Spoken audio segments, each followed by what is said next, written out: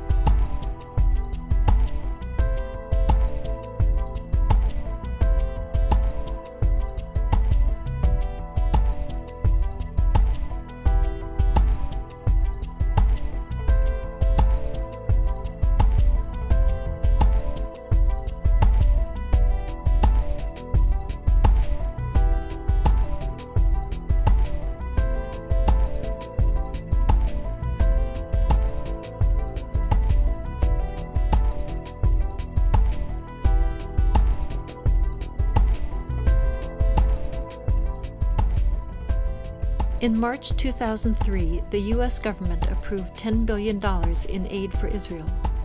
At the same time, it withheld a $3.5 billion grant to upgrade the training of first responders, those who would be first to respond to a terrorist attack. Spent domestically, that $10 billion could buy health care coverage for over 4 million children without proper coverage, or pay for 1.5 million American children to attend Head Start child development programs to prepare them for school, or simply help states offset the costs of one of the worst fiscal crises in half a century.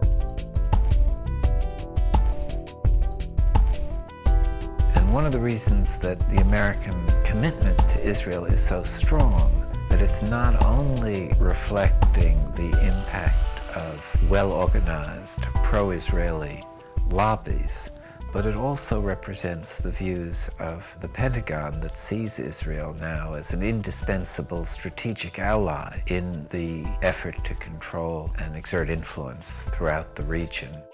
The main concern for the United States, like the world, is the oil-producing regions. And in order to control that, you need a way of doing it.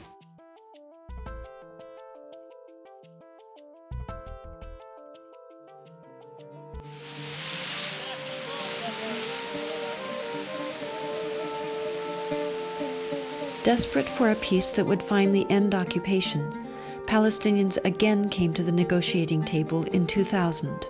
People think, look, Israel was very forthcoming. It offered 95% of the West Bank, of the occupied territories to the Palestinians, and they rejected it in violence. The assumption of that 95% argument is that getting 95% of the land gives you 95% sovereignty, a sovereign country. But I think it's very useful to think in terms of a prism. If you look at a blueprint of a prison, it looks like the prisoners own the place. And the prisoners have 95% of the area. They've got the living areas, they have the exercise yard, they have the cafeteria, they've got the work areas. All the prison authorities have is 5%, is the control. The average Palestinian didn't think they were throwing anything away because there was nothing to throw away. They had tuned out what Barak and Arafat were talking about, because on the ground there were ongoing land expropriations, tree uprootings, road building, unfair water allocation, leaving many Palestinian families in the summer and fall with 2 hours of running water a week, when next door you have a settlement with a swimming pool and green lawns. So what do you expect people to think?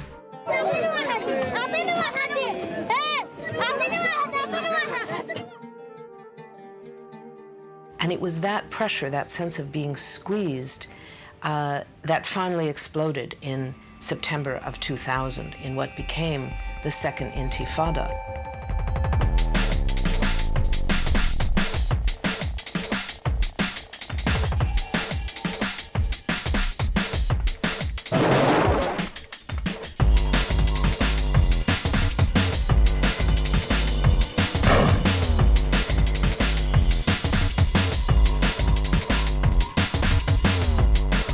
What is called the Second Intifada is essentially a mobilization of resistance against this structure of occupation and oppression.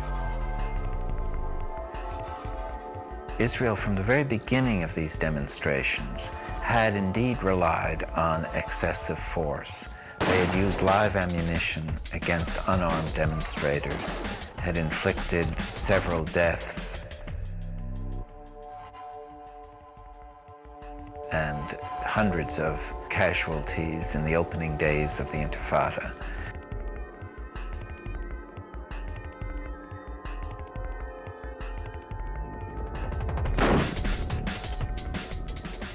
Sometimes the Israelis are speaking about rubber bullets they used. By the way, it's not rubber, it's steel coated with rubber. This bullet, it killed many of the kids who are demonstrating, sometimes while they are throwing stones. As this case, I'll show you what happened. He is a 14 years old from Khan Younis. He was shot with a one like this, and it entered here, and he died. A lot of the deaths have been children, and we do have some documentary evidence that security forces are firing on crowds of children.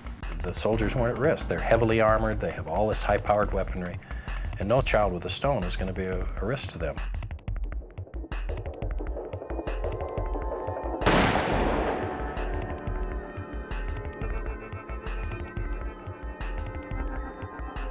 Most of the Palestinian abuses involve shooting at settlements, ambushes on settler cars, and obviously the suicide bombings inside Israel. There are some risks to Israeli life. Many Israelis have been killed. When there was this horrible suicide bombing at the pizza place in Jerusalem, I went to visit some of the kids who survived that blast in the hospital. It was horrible. It was horrible to see what happened to these children. You see the blood, you see the agony of the family. This is what the world sees. But one cannot take it out of the general context. And the context is of an Israeli occupation which is, it seems not to be so brutal, but it's very brutal. It really makes people's lives unbearable.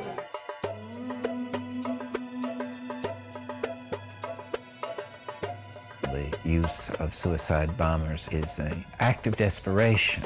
It's the weapons of the weak. Israel doesn't do it, never, because it has airplanes and helicopters. Why should they send anybody to make suicide? I think we have to change our conception of what Israel is. Israel likes to present itself as this little country surrounded by a sea of hostile Arabs, and we just want peace, and they're violent. Israel is the 5th largest nuclear power in the world. It's got between 200 and 300 nuclear warheads. So the reality is that Israel is a regional superpower.